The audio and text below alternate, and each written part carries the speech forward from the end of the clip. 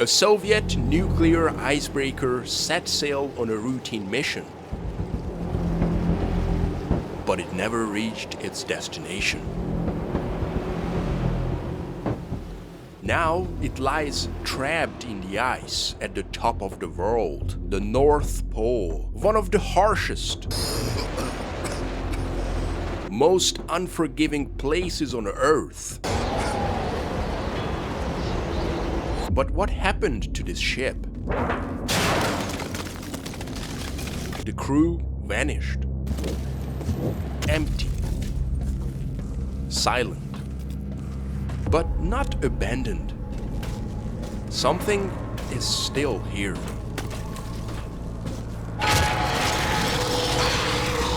Let's uncover the past or the future, who knows? Look, I grew up in Eastern Europe, which means I played my fair share of low-budget, clunky games. Heck, I even started a series recently called JANKS, where I covered these exact kinds of games. Well, so far I only did You Are Empty and Instinct. But over time I realized something. These games aren't just broken. They are ambitious, weird, and sometimes even beautiful. And that's where Cryostasis comes in the picture. Imagine a game with the same unique, surreal art style as You Are Empty, but layered with mystery, time travel, rewriting the past, and one of the most oppressive, suffocating atmospheres I've ever experienced.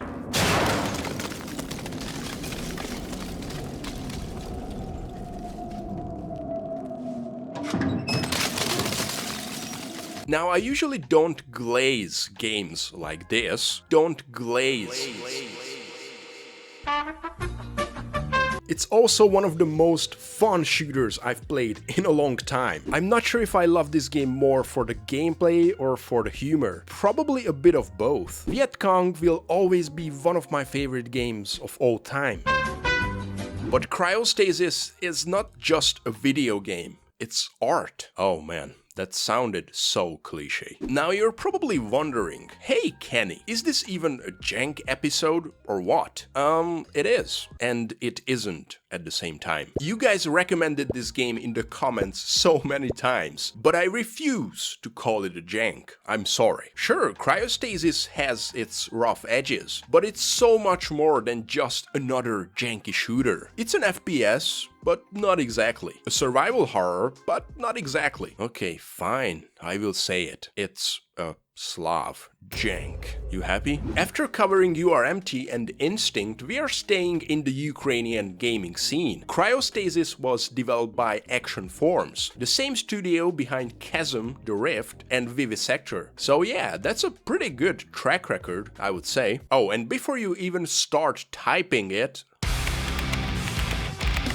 I know. Vivisector is coming, I swear. Sadly, Cryostasis ended up being Action Form's final game back in 2008, which is a real shame because it's easily their most ambitious project. The game was published by the mighty 1C Company, a real legend back then. These guys were everywhere in Eastern Europe, putting out all kinds of games. Most of them were low budget and janky, but they all had some unique elements, like Death to Spies, the Man of War series, or well, You Are Empty. Maybe it's just me, but I feel like there is something special about Ukrainian studios. Even when their games are a bit rough, they always feel unique, full of atmosphere, weird ideas, and the kind of passion you just don't see in Western AAA titles. You know what? I take that back. The game might have some horror elements, but getting it run properly, now that's the real horror. It's a sassy piece of work, I'm not gonna lie. First, it crashed on startup, then it crashed when I hit new game, then the frame rate dropped so low it felt like I was playing Cyberpunk on release day or something. But don't worry, I will walk you through how to get it running smoothly later on. But for now, let's explore this frozen masterpiece together.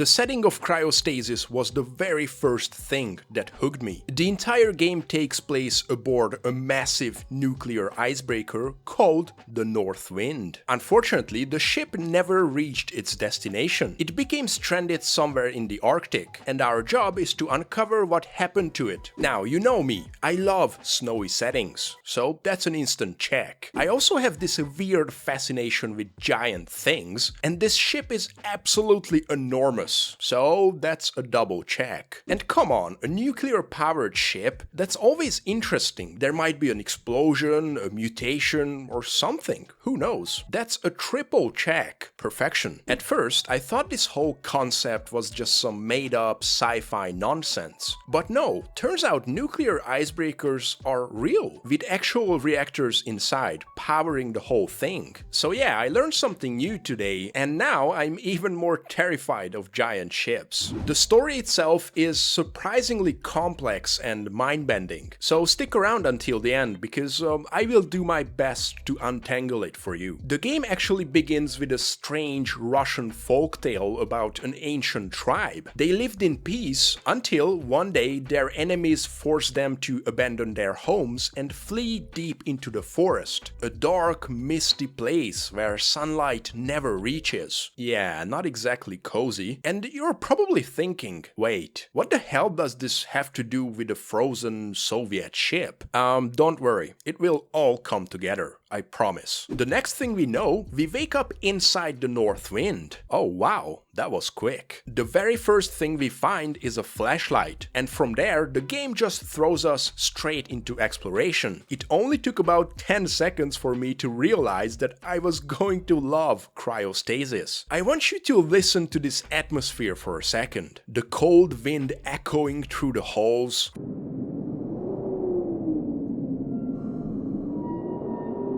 Frost patterns forming on the walls. The groaning of the ship's metal frame.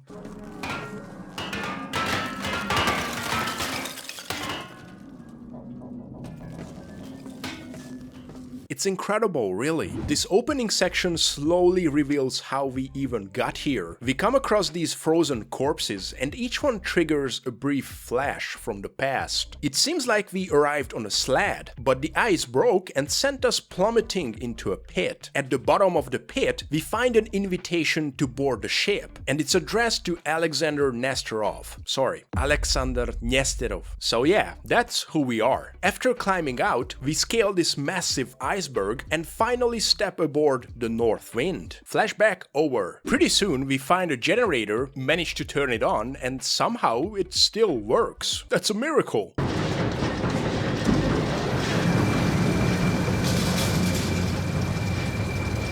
Now listen, this game is the master of flashbacks. A lot of times we will enter an area and see something from the past. Conversations, arguments, day-to-day life, stuff like that. And that's really the heart of cryostasis. We slowly have to piece together the mystery of what happened here, who these people were, and what went so horribly wrong. This first flashback is just a little teaser of what's to come. How is it going? The cans are in place. No sign yet. Sit down. Warm up while it burns. I brought 2 more crates to dry. And we unlock the most important survival tool, heat sources.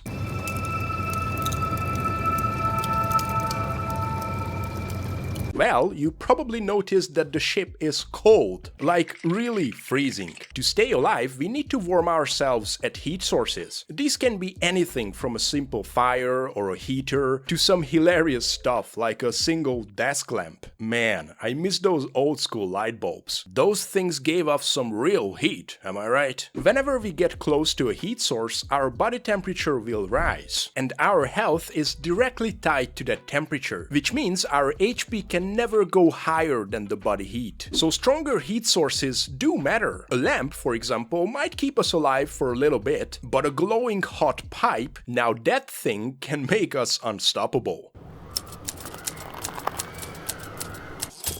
After warming up, we head back to the generator room and... Holy shit! Who is this guy? Whatever, just run.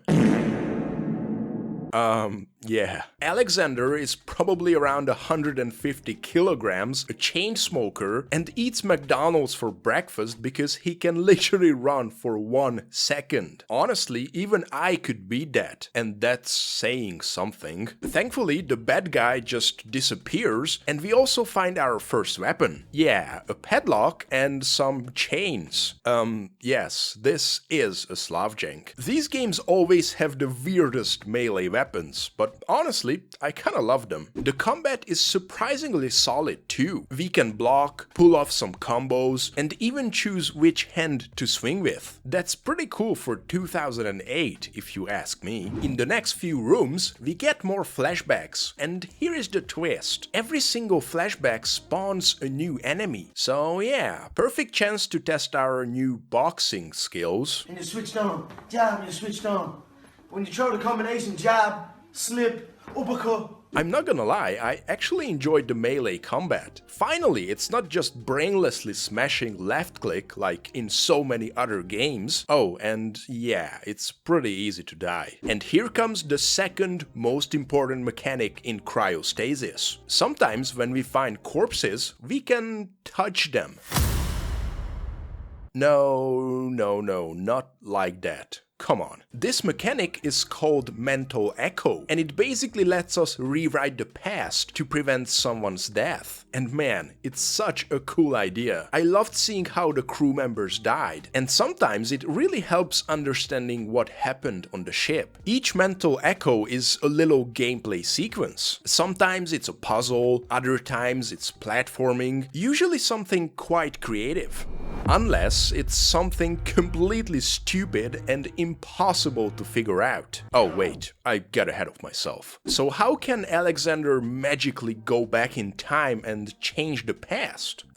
Yeah, let's get back to that later, please. Next up, we get our first major flashback. Oh, so that's how we look. Nice sunglasses, dude. Here, we meet the ship's captain for the first time. He's in a heated argument with the first officer, who claims that the systems are detecting an iceberg. The captain, of course, doesn't believe him, and instead of listening to reason, he goes on this weird rant about how you need to respect the ship, and the ship needs to respect you.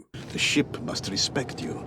You must listen to her, understand her, talk to her, live with her one-on-one for many years. Yeah, sure, buddy. Then we open a door with about 19 different handles and find our second melee weapon. Yes, a valve. I'm Gabe Newell. I told you, Slavjanks have the most creative weapons, I swear. And I gotta say, this thing slaps. Quite literally.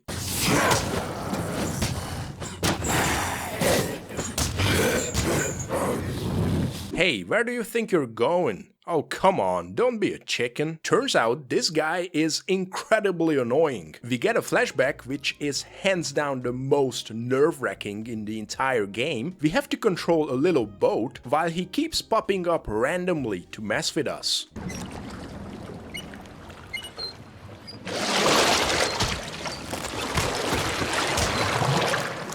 And did I mention there are no quick saves in these flashbacks? Oh yeah, I love that. Meanwhile, the folk story continues. The tribe, now trapped in a dark forest, chooses a leader, a young man named Danko, which is hilarious because Danko also happens to be the name of the cheapest wine in Hungary. Oh man, university PTSD unlocked. And so he led them, Danko. And they followed him willingly. Anyway, moving on, another flashback shows the second officer once again trying to warn the captain about the iceberg. But of course, the captain couldn't care less. But sir, isn't it better to avoid difficulties altogether if we can? Are you suggesting I shouldn't have faith in my crew?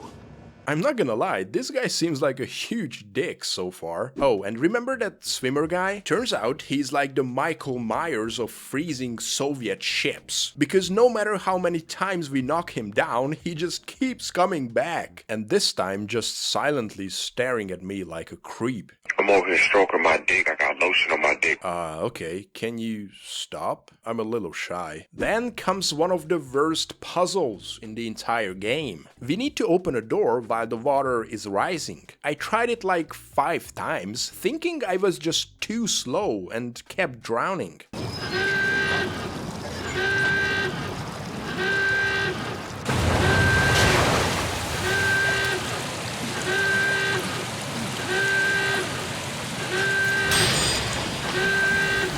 But no, turns out one of the handles was missing. Oh, come on. Thankfully, after some good old pop fighting, we get to my favorite flashback of the whole game. We have to jump into a giant diving suit and start walking under the water. And this is where I realized just how important silence is in cryostasis. There are maybe 1 or 2 actual music tracks in the whole game, and for the first time, that's actually a good thing. Just listen. Last time it wouldn't pump no matter what we did. There's gotta be a blockage somewhere. To everyone's surprise, Swimmer Guy is still alive. Yay! And apparently he has a thing for pipes. Wow, okay. We eventually find a faulty pipe, cut it in half, and just as we think it's over, someone drags us out of the water.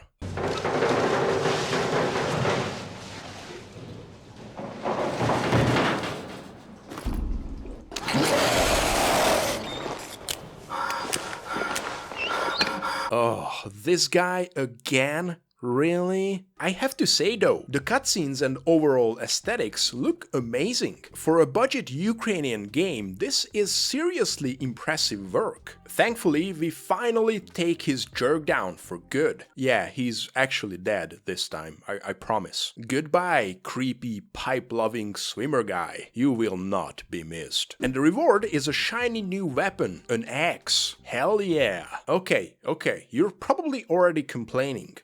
This isn't even an FPS. There are no guns. Alright, here you go. Pretty soon we get our first firearm. Everybody's favorite, the Mosin. But of course, it's not loaded, and it took me about 2 whole minutes to find ammo. But it was worth it. The reload animation is absolutely gorgeous, and it looks pretty similar to URMT, but I'm not sure if that's the same thing. I gotta say the devs really went the extra mile with the small details. We get different reload animations depending on whether the gun is empty or not, the magazine icons freeze over time, and we can even see the frost on the weapons as we move through the ship. Pretty cool. These little details always make me happy. We eventually find some of the captain's notes where he describes the iceberg in almost poetic detail. Rising to the applause of the angry waves, dropping shards of its emerald mantle.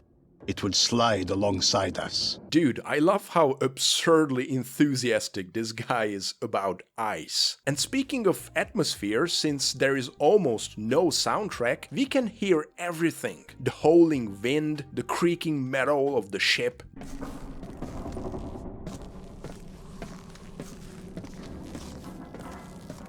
The electric buzz of the lights. The lighting is also top tier. I don't know how they pulled this off in 2008, but man, who needs ray tracing? Anyway, my favorite random hobby in this game is breaking icicles. It's ridiculously satisfying.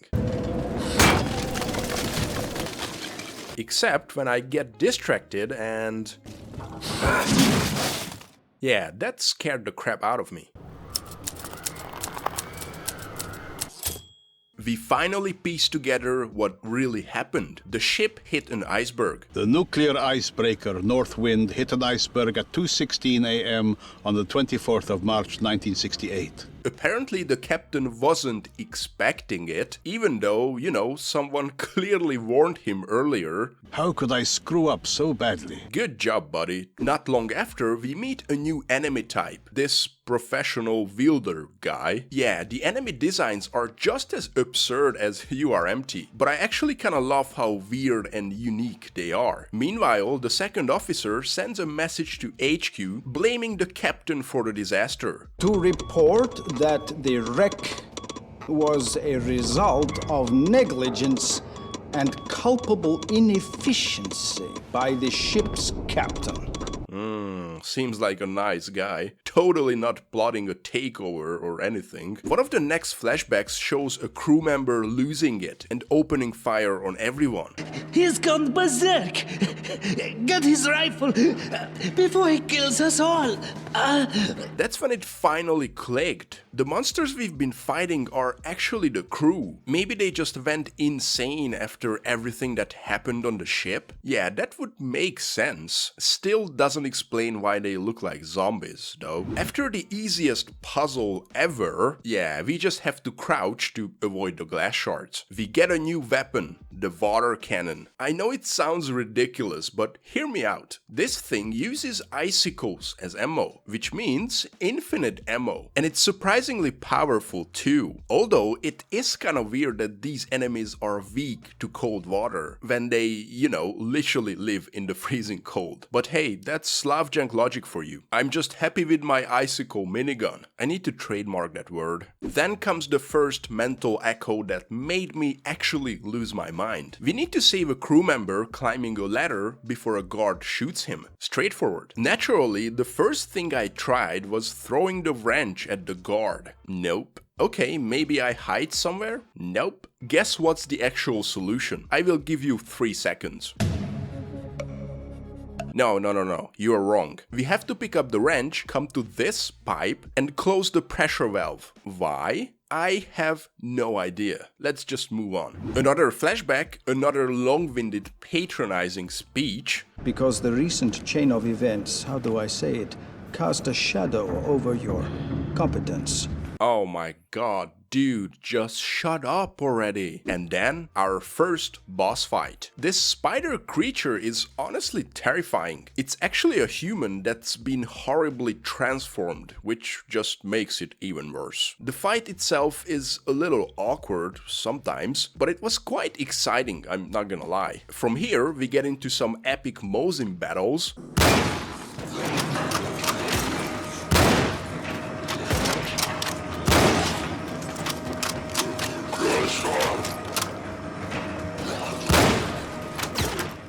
I also noticed a really cool detail here. When we restore power, the ice actually starts to melt in real time. Wow, that's crazy. Eventually, we come to a collapsed metal platform, and we have to lift it back into place using this massive crane. It took me a bit to figure this out, but man, this is exactly the kind of creative idea I miss from modern AAA games. It's just a simple moment, but so memorable. Soon after, we find the SVT, a semi-auto rifle, and honestly, this thing is a game changer. Great damage, good recoil, and easily my favorite weapon in cryostasis.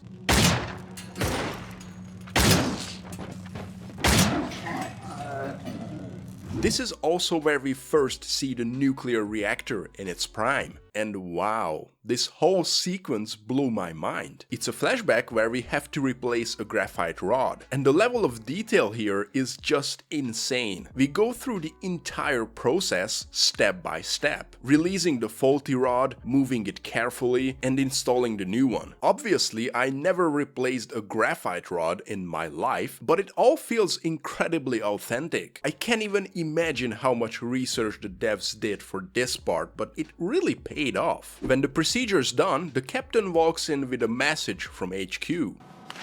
Read this. What did you expect? You're a pain in the neck. Both of you. Yes, you and your sorry excuse for a ship. Oh, I'm pretty sure they want to get rid of him. Sadly, when we see the reactor in the present day, it's nothing but glowing red ash. Completely destroyed. Man, That's crazy. And it makes me wonder, did the explosion trigger the mutation of the crew or something? Next up is one of my favorite flashbacks. We have to quickly craft a valve adapter to stop water from flooding in. No AutoCAD, nothing, just pure Soviet improvisation. It's so much fun. Ready? Wake up and give it to me. I'll finish it myself. Then we finally get to step outside of the ship for the first time. And holy crap, the howling wind, the blinding snow, I could actually feel the cold through my screen. Not long after, we learn what HQ actually sent to the captain. Your ship will be subsequently decommissioned.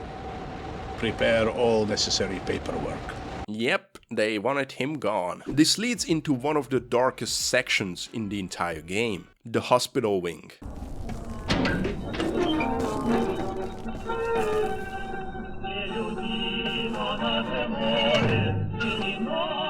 We walk through corridors filled with flashbacks of dying crew members, desperate doctors trying to save them, and the growing realization that nothing was working. And then the truth hit me. Doctor, will you look at this one? Look at what? I can see it already. They are to the bone, almost glowing. I was right. They weren't just sick. They were suffering from radiation poisoning. So everyone we've been fighting so far are mutated crew members. Crap, that's tough.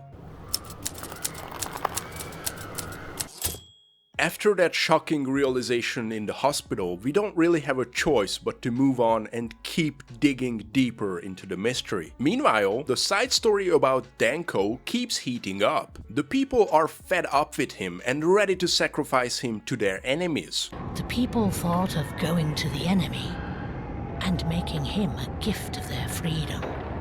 We start pushing toward the very front of the ship, which unfortunately means we need to head outside again. These are easily the most stressful sections. When we are out in the freezing winds, our HP drops constantly. Heat sources were always tiny safe havens in this game, but now they are practically life or death checkpoints. And right here, Cryostasis really turns up the difficulty. More enemies, bigger gunfights, and of course this little piece of bug guy. What are you doing, dude? The story thickens too. We learn that some of the crew actually tried to escape in a helicopter once things got truly desperate. Then we pass through a freezer section and even do mental echo on a slab of beef. In the flashback, we actually save him from being slaughtered. It's completely irrelevant to the story, but I loved it anyway. Oh, and I found a can of condensed milk from Tarkov. Nice. Danko's storyline keeps escalating as well. His people rise up completely, and now he's the one who's terrified. Then comes one of the most tense flashbacks yet. Sneaking past mutant dogs. No guns, no fighting, just holding our breath and praying.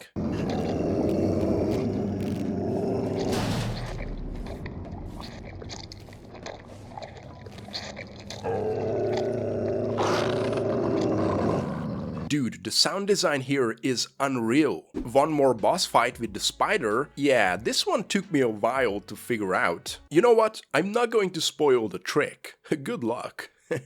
Oh, and there is a polar bear flashback. Totally out of nowhere, but I will take it. Eventually, we see the captain's last moments as the ship collides with the iceberg. And then the jerk swoops in to take over the wheel. Of course, he immediately screws everything up.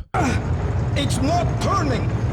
The control lever is stuck! I can't move it! Yeah, good job. Okay, you know what? I'm pretty sure if you're sensitive to spoilers, you already turned this video off. But huge spoilers incoming, okay? I warned you. One of the final flashbacks shows the helicopter again, this time from another angle. And, well, it turns out they didn't make it very far.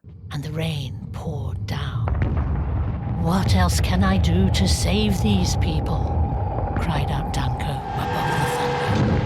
And suddenly he ripped open his breast and tore out his heart and held it high above his head. It shone like the sun, even brighter than the sun. The reactor basically blew up right in their faces. Then, out of the reactor ruins, this massive guy emerges.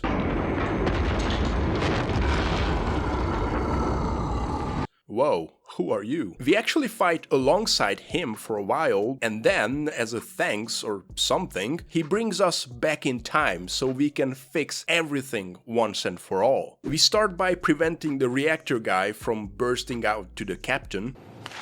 Read this. You know, I'm very glad. No, really? What did you expect?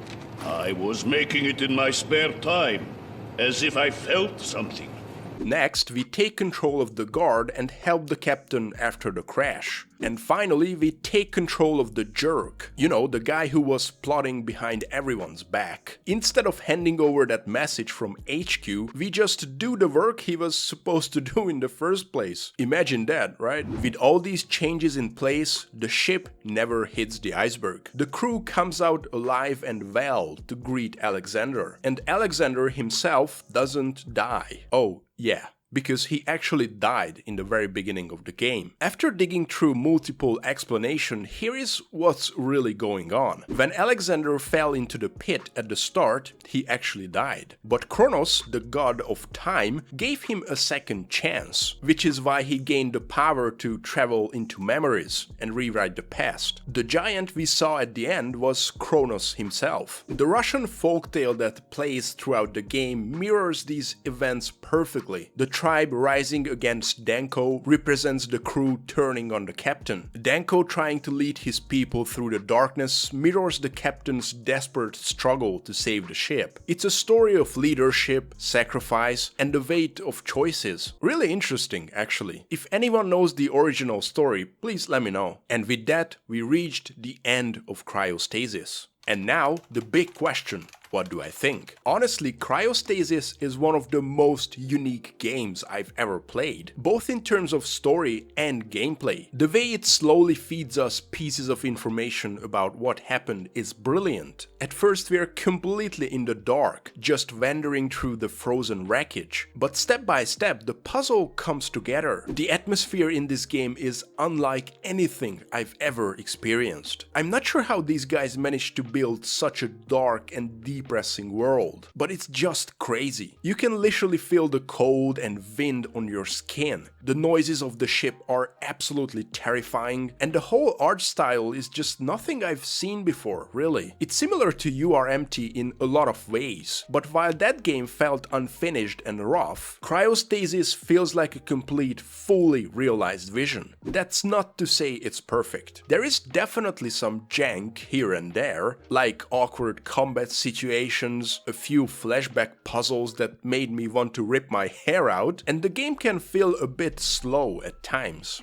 I agree. But honestly, it's far from pure jank. And let me tell you something, games like this one makes me truly appreciate gaming in general. Fresh ideas, a fascinating story, a distinct vibe you just don't get anywhere else. It's the kind of experience that sticks with you even after the credits. I know this game won't be for everyone. Some people might find it too slow, too repetitive, or even too bleak. So yeah, let me know what you think in the comments. Oh, and if you want to run this game properly, here is what you need to do. Download the game from My Abandonware, apply the 4GB patch, change the shader model to 4 in the config, set the exe file to Windows XP compatible, and voila! It works. But yeah, the FPS is a big problem. Unfortunately, the game is not very well optimized. I have an RTX 3070 and even then I couldn't put up the graphics to high. Otherwise my FPS would drop into 50s or 40s even. So yeah, be careful with that. I hope you enjoyed this slightly untraditional jank episode. I'm sorry, but the moment I finished Cryostasis, I knew I had to talk about it. Let me know what you would like to see in the next episode. And if you like this kind of content, please consider dropping a like or subscribing. I would really appreciate it. We also have memberships now if you would like to support the channel even more. Don't forget to join our Discord if you want to have a chat or play some games with us. And as always,